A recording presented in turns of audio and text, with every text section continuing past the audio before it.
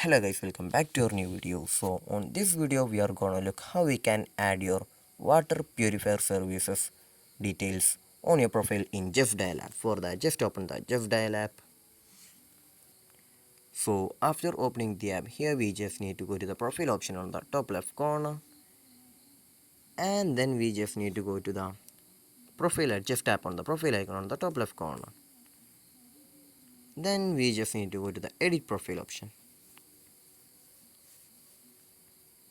After that, just tap on the favorite option. In here we can just see the water purifier service option. Just tap on it.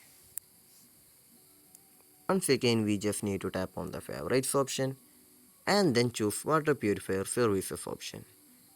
Here we can just search for your preferred water purifier service, and this is how you're gonna add your preferred water purifier services details on your profile in Justdial app. So I hope this video was useful for you. So just do like, share, subscribe to our channel. Thank you and have a nice day.